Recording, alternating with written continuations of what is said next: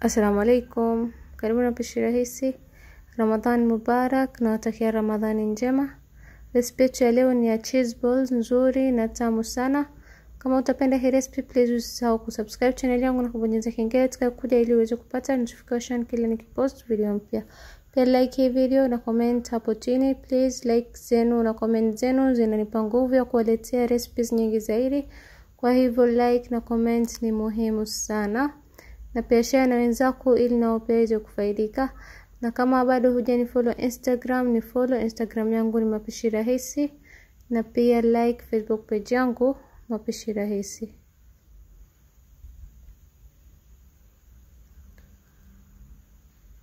Ili kutengeneza hii recipe, kwenye bakuli weka nusu kikombe maziwa ya vuguvugu, nusu kijiko kikubwa hamira,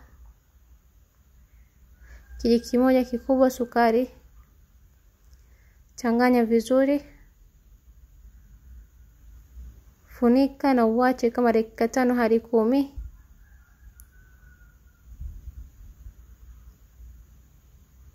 Na sasa baada ya kama dakika 5, kama mnavyoona mchanganyiko wangu wa hamira umefura.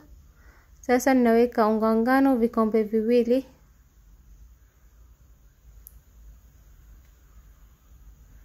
Alafu ninaweka samli safi kijiko kimoja kikubwa na nusu. Waweza pia ukatumia siagi ama mafuta. Changanya vizuri na uanze kukanda unga wako. Kama utahitaji maziwa zaidi, unaweza kuongeza maziwa ya vuguvugu. Na mimi kwa jumla nimetumia kama kikombe kimoja kasorobo. Kanda unga wako vizuri mpaka uwe laini. Utachukua kama dakika 10.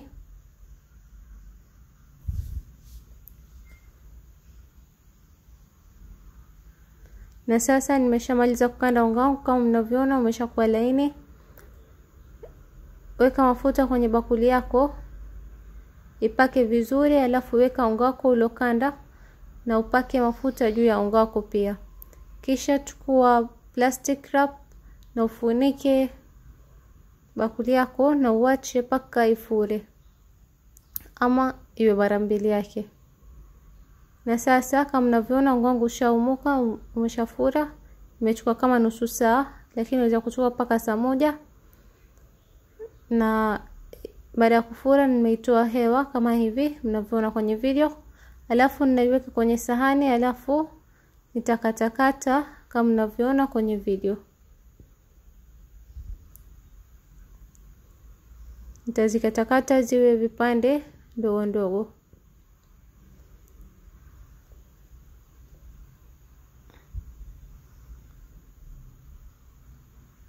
Baada ya kukatakata kama mnavyoona, ninatengeneza balls.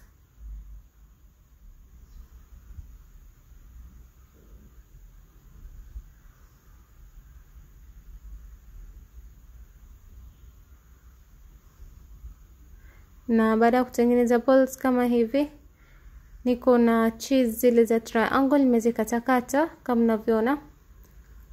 Kisha nachukua ball moja, naweka cheese ndani yake, kisha ninaifunga. Na kisha kwa unaifunga vizuri. Usipofunga vizuri wakati wa kuchoma kwenye mafuta itapasuka. Taendelea kuweka hivi hivi mpaka nimalize ball zangu zote.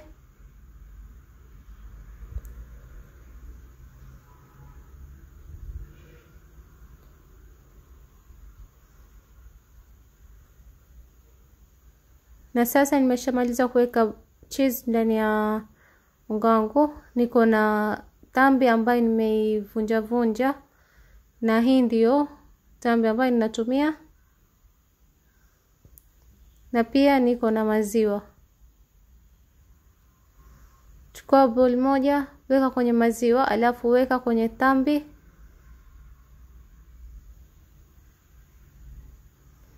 Maziwa itasaidia tambi zako zigande kwenye bowl yako. Na kisha kuwa uharibu hiyo cheese ball yako unapoichukua, kwa sababu imeumuka na hatutaki kutoa hewa iliyoko ndani yake. Kwa hivyo Ichukue polepole uweke kwenye maziwa kisha ufunike na tambi bila kuharibu unga wako.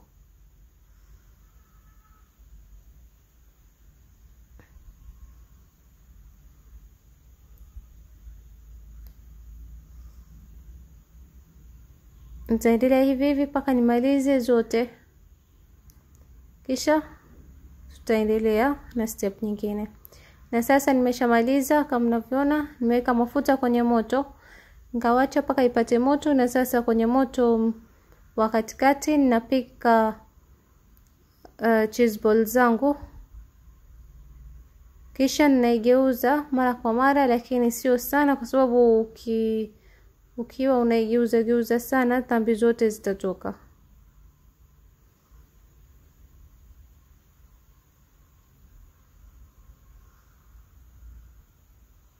Nitaipika mpaka nipate kala ambayo ninapenda mimi, na wewe pia utapika mpaka upate kala utakayopenda wewe mwenyewe.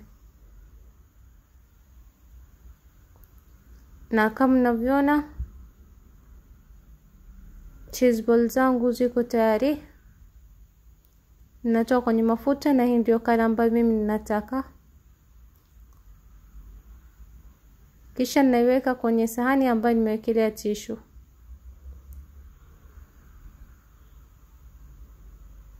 Alafu ninaendelea kuchoma zile zingine hivyo hivyo mpaka nimalize zote.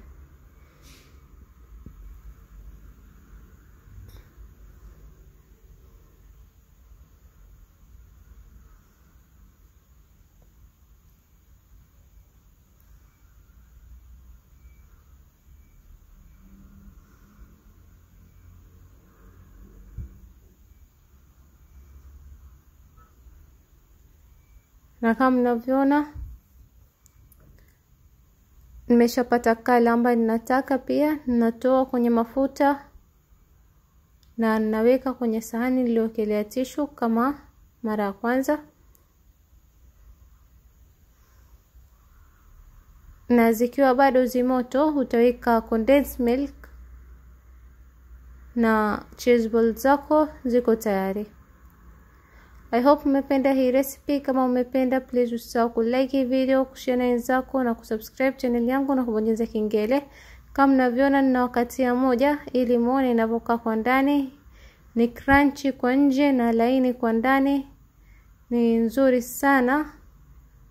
Please unaweza ukajaribu hii recipe na kunitumia feedback yako kwenye Instagram yangu Mapishi Rahisi. Asante kwa kuangalia video yangu. Bye.